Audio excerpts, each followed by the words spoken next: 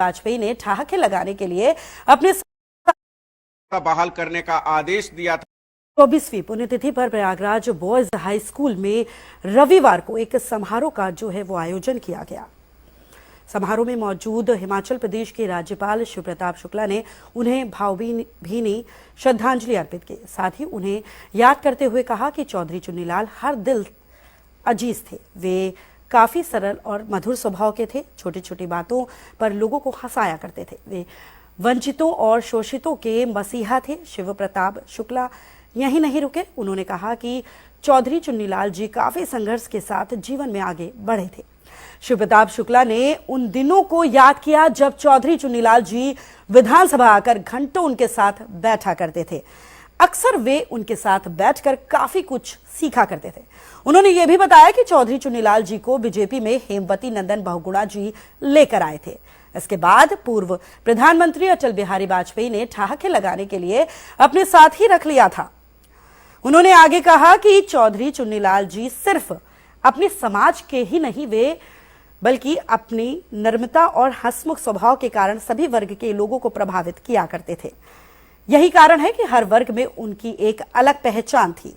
स्वर्गीय चौधरी चुन्नीलाल जी के बेटे इलाहाबाद हाईकोर्ट के जस्टिस डॉक्टर गौतम चौधरी ने कहा कि उनके पिता काफी साधारण व्यक्तित्व वाले थे। आपको बताते चले कि पूर्व पीएम अटल बिहारी वाजपेयी के अलावा Chaudhary Chunnilal ji SP Gautam Lal Krishna Advani, Kalraj Mishra, RS Gavai, BP Maurya, HM Bahuguna जैसे बड़े शख्सियतों के साथ काम किया है। इस समारोह में उनकी बेटी मंजू पाल द्वारा लिखी गई पुस्तक आज तेरे पास है कल तेरे पास होगा का विमोचन राज्यपाल शिव प्रताप शुक्ला द्वारा किया गया। उनकी बेटी ने समारोह के दौरान कविता सुनाकर अपने पिता को नमन किया। कार्यक्रम में महापौर गणेश केसरवानी, पूर्व सांसद और वरिष्ठ अधिवक्ता गौतम राम मीरी समेत मौजूद रहे। सामान्य श्रद्धांजलि सभा में श्रद्धासुमन अर्पित करने के साथ जाना,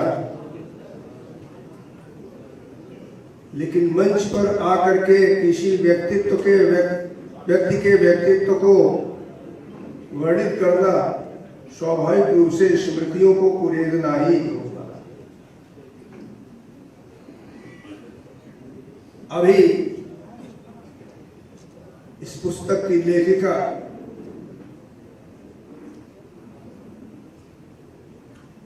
उनकी पुत्री श्रीमती मंजू जी अपने भाव को व्यक्त करते करते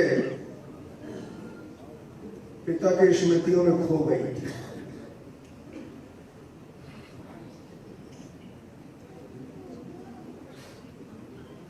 और कविता ही अधूरी रह गई। अनेक लोगों के लेख इसमें आए। मुझे ध्यान है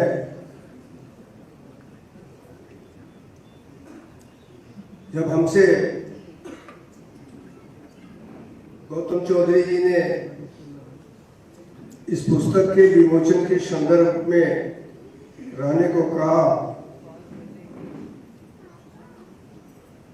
तो मैं भी कहीं न कहीं उस स्मृतियों में खोया था। उस समय भारतीय जनता पार्टी की सरकार थी प्रदेश में।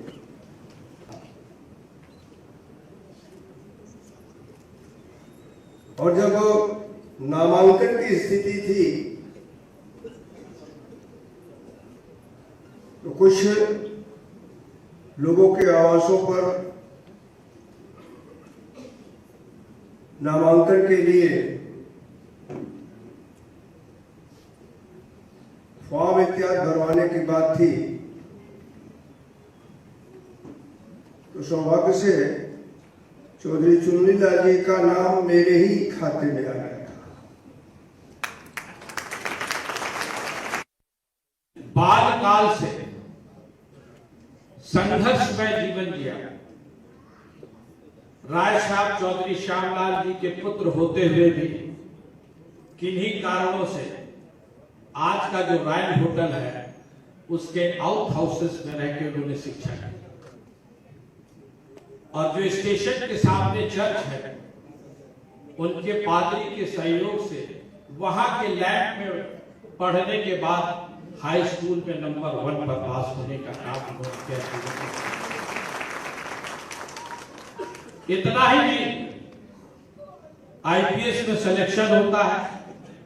दुर्भाग्यवश एक घटना में उनके दोनों पैर जल जाते हैं और 2.5 वर्ष तक इसी बेली हॉस्पिटल के अंदर जले हुए पैर